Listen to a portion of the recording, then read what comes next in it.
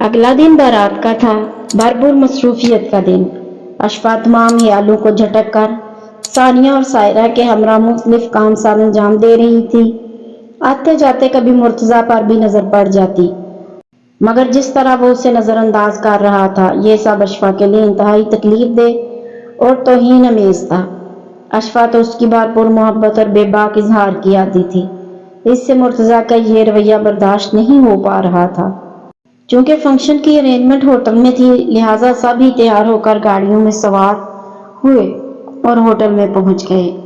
आहर में अशफा और शाज़म तैयार होकर निकले तो पूरा घर भाएं भाएं कर रहा था। अशफा ने शाज़म को बाहर भेजा ताकि वो देख कर आए कि कोई गाड़ी मौजूद है। थोड़ी देर बाद शाज़म मुंह लटकाए आ गया। मामा, गाड़ी तो कोई नहीं, अब हम कैसे जाएंगे? अच्छा ठहरो, मैं आशर से फ़ोन पर बात करती हूँ। अशफा ने खुद को तसल्ली देकर आशर को फ़ोन किया तो वो सूरत से बोला, भाभी आप तैयार रहिए, मुर्तज़ा बस पहुँचने ही वाला होगा, बाबा हमें लेने के लिए आ रहे हैं। इसने शाज़म को तसल्ली दी और ख़ुद किचन में मसरूफ़ मुलाजमों को कुछ हदायत देकर सोफे पर आकर बैठ गई। शाज़म बेचैनी के आलम में अंदर बाहर के चक्कर लगा रहा था। कुछ देर बाद गाड़ी के हॉर्न सुनाई दिया तो वो उछलकर बोला, मामा जल्दी आए। अशफा अपनी ही झोंक में चलती गाड़ी तक आई तो गाड़ी के पास अदब से सर झुकाए खड़े मुकर्रम जान को देखकर सुलग उठी। बाबा किधर हैं? शाज़म ने फ्रंट सीट पर बैठकर बेचैनी से पूछा। अशफा को भी मजबूरन पीछे बैठना पड़ा था। वो मेहमानों की वजह से नहीं आ सके। उनके कुछ दोस्त अभी पहुंचे हैं। मुकर्रम ने शाज़म को तो मुतमईन कर दिया, मगर अशफा मुसलसल सुलग रही थी। मैरिज हॉल में पहुंचकर भी उसका मूड सख्त ऑफ रहा। उसने गुस्से में खाना भी खाया, बस मिन्नतें कर कर के शाज़म को खिलाती रही। रुखसती के बाद दुल्हन और दूल्हा ने घर ही आना था, लिहाजा जल्द ही होटल से फारग हो गए। घर आकर अशफा ने गुस्से के आलम में चूड़ियाँ उतारी, मेकअप साफ किया, ज्वेलरी उतारी और फिर ज़बरदस्ती शाज़म को थपक थपक कर सुलाया। वो मुसलसल ही कर रहा था, मुर्तज़ा के पास जाने की जिद कर रहा था, मगर अशफा ने उसकी एक ना सुनी। आज बाबा ने शाज़म को प्यार भी नहीं किया, उठाया भी नहीं। उसने ढेरों शिकायतें इकट्ठी करके रखी थी। अशफा उसे समझाती रही, वो मसरूफ़ थे बेटा, अभी बाबा आपको आकर बहुत प्यार करेंगे, अब सो जाओ। नहीं सोना शाज़म को, वो ज़िद्दी लहजे में बोला। चलो शाबाश, मैं कहानी सुनाती। शाज़म आंखें बंद करे। अशफा ने उसे पुचकार कर कहा तो वो रोने लगा। शाज़म, मैं मारूंगी आपको, बाबा पास जाना है। वो मीन मिनाया। जाओ, चले जाओ बाबा के पास। अशफा ने गुस्से से कहा। शाज़म, अकेला कैसे जाए मामा? शाज़म को डर लगेगा तो मैं क्या करूं? आप शाज़म को बाबा पास छोड़ आए। वो उसकी गर्दन पर हाथ रखे, बाजू पर सर रखे, बस उम्मीद से बोला। शाज़म की मुसलसल जिद की वजह से वो अपनी बेइज्जती भुला के मुर्तज़ा को फ़ोन करने लगी। कुछ देर बाद कॉल रिसीव कर ली गई थी। क्या तकलीफ़ है? अशफा की आवाज़ सुनकर दूसरी तरफ से कटीले लहजे में पूछा गया तो वो बड़े ज़ब्त के साथ बताने लगी, मुझे कोई तकलीफ़ नहीं, आपके बेटे को ही दर्द उठ रहा है। क्या हुआ है शाज़म को? वो परेशानी के आलम में तकरीबन चीहा, आपकी याद आ रही है। ओहो, मेरी बात कराओ शाज़म से। उसने रिसीवर शाज़म को पकड़ाया तो उसने धुआंधार रोना शुरू कर दिया। मजबूरन मुर्तज़ा को घर आना पड़ा।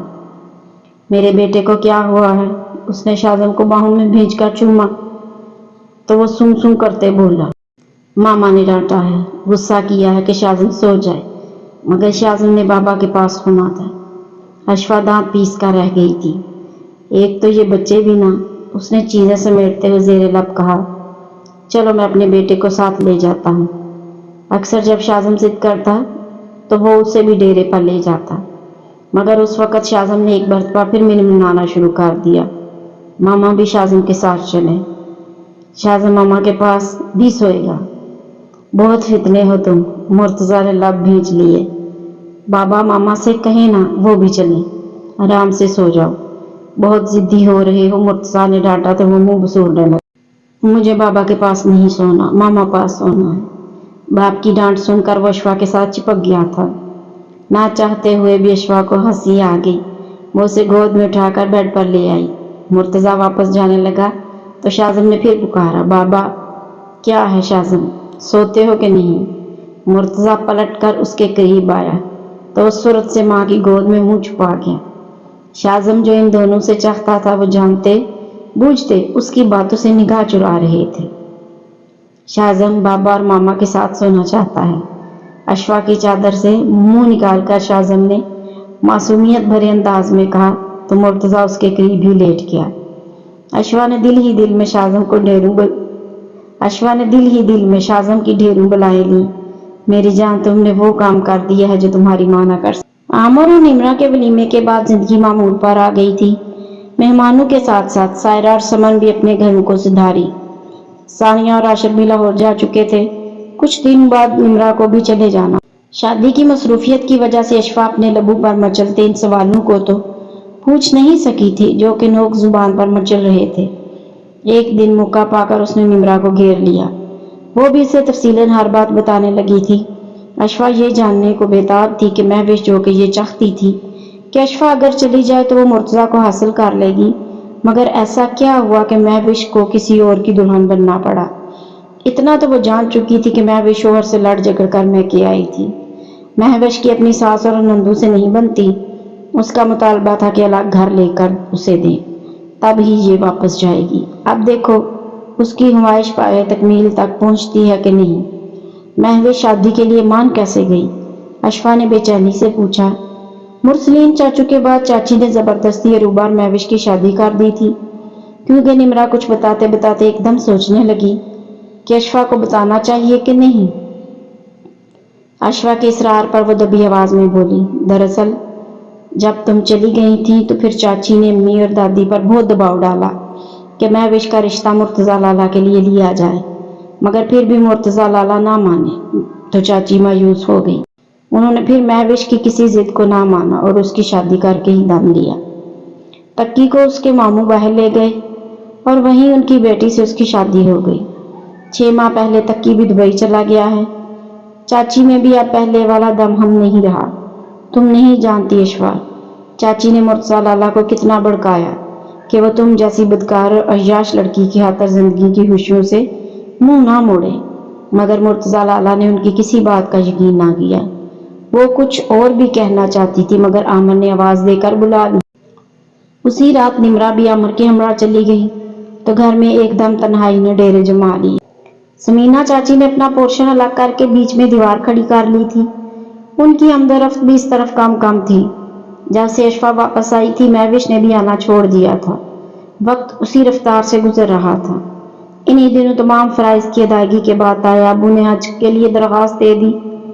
رب کے گھر سے ان کا بلاوا آ گیا اور یوں تائی امی، دادی، پھپھو اور تایا ابو سب اللہ کے گھر کی زیارت کے لیے چلے گئے۔ جاتے سمے تائی اماں نے اشفاق کو ڈھیر نصیحتیں کی۔ وہ کافی دیر اسے گھر کے معاملات کے متعلق سمجھاتی رہیں۔ انہوں نے لاکر کی چابیاں اپنی اکلوتی بہو کے حوالے کر دی۔ اشفاق پتر، مرتضیٰ تم سے ناراض ہے، میں جانتی ہوں، تم اسے منا لو گی، وہ ضرور مان جائے گا۔ پہلے تم ہم سے بدگمان تھی، اب مرتضیٰ تم سے بدگمان ہے۔ یہ غلط فہمیاں کیوں کر بیچ میں آ گئی؟ تائی اماں، میں نے اپنی نادانی میں اپنا بہت سا نقصان کر لیا ہے، وہ آزردگی سے بولی۔ ہر نقصان کی تلافی ہو جاتی ہے، مگر کچھ نقصان ایسے ہوتے ہیں کہ ان کی تلافی ممکن نہیں۔ جو غلطی تم سے سرزد ہوئی ہم نے تمہیں کھلے دل سے معاف کر دیا، مگر بیٹا مرتضیٰ کو منانا اب تمہارا کام ہے۔ وہ تم سے محبت کرتا ہے، اس کا غصہ وقتی ہے، تم پہل کرو گی تو یقیناً اس کا غصہ اتر جائے گا۔ وہ مجھ سے بھلا کہاں محبت کرتے ہیں؟ اس کی رنجیدگی کسی طور پر کم نہیں ہو رہی تھی، چلی تھی۔ عورت تو مرد کی ایک نگاہ سے پہچان لیتی ہے۔ اب کچھ نہیں جانتی تائی اماں، اس نے آزردگی سے کہا۔ دادی اور پھپھو نے اسے ڈھیروں دعائیں دیں۔ تایا ابا بھی بہت دیر تک اسے سمجھاتے رہے۔ رات 1 بجے کی ان کی فلائٹ تھی۔ جانے سے پہلے انہوں نے پھر اسے نصیحتیں کی تو وہ دل ہی دل میں بولی، تائی اماں کچھ نصیحتیں بیٹے کو بھی کر دیں، اتنی ہونہار نظروں سے گھورتا ہے۔ ان کے جانے کے بعد وہ اور شازم بالکل تنہا رہ گئے۔ اشفاق نے شازم کو زبردستی کھانا کھلا کر سلایا اور خود برآمدے میں آ کر بیٹھ گئی۔ یہ وہی گھر تھا جہاں اسے ہر وقت گھٹن کا احساس ہوتا تھا۔ مرتضیٰ کے التفات اس کی توجہ کے باوجود وہ ایک لمحہ بھی یہاں نہیں رکنا چاہتی تھی، اور اب وہ کس قدر بدل گئی تھی۔ اس کی سوچوں کا محور اب مرتضیٰ کی ذات تھی۔ یہ گھر تھا، اسے ہر وقت مرتضیٰ کی یہاں موجودگی کا احساس ہوتا۔ وہ انہیں سوچوں میں گم تھی جب مہوش چلی آئی۔ تم، اشوا کوئی سخت لفظ بولنے سے پہلے لب بھیج کر خاموش ہو گئی۔ اشوا، تم مجھ سے ناراض ہو؟ میں تم سے ناراض نہیں، بس شوق کی کیفیت میں ہوں۔ میں سوچ بھی نہیں سکتی کہ تم میرے ساتھ ایسا سلوک کرو گی۔ اشوا نے اسے اس کی تحقیر آمیز رویہ یاد دلایا تو سر جھکا کر بولی، میں معذرت کرتی ہوں، مجھے تمہاری معذرت سے کچھ لینا دینا نہیں۔ تم نے وعدہ کیا تھا کہ شازم کو میرے پاس بھجوا دو گی، مگر تم نے مجھ سے تمام رابطے توڑ لیے۔ وہ تنفر سے بولی، تم اپنی تمام تر بے عزتی بھلائے واپس کیسے آ گئی ہو؟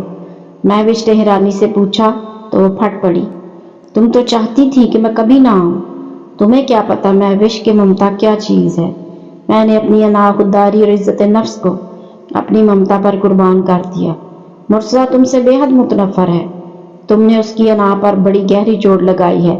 مہوش نے تنزن کہا، تم جو چاہتی تھی وہ تو ہو چکا، بڑی جلدی سمجھ چکی ہو۔ مرتضیٰ تو اب تمہاری طرف کبھی بھی نہیں پلٹے گا۔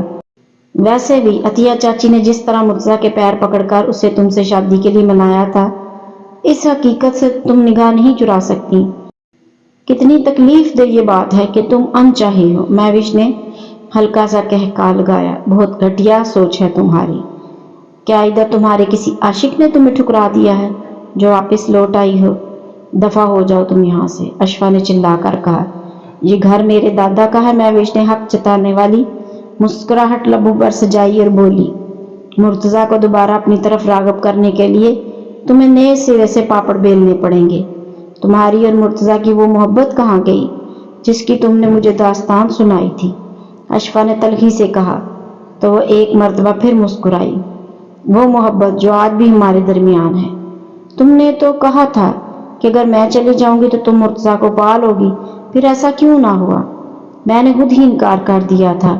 مہوش قدرے گڑبڑائی، اس نے تمہیں خود ہی منہ نہیں لگایا۔ اشوا نے تنفر سے سر جھٹکا اور اٹھ کر اندرونی حصے کی طرف بڑھ گئی۔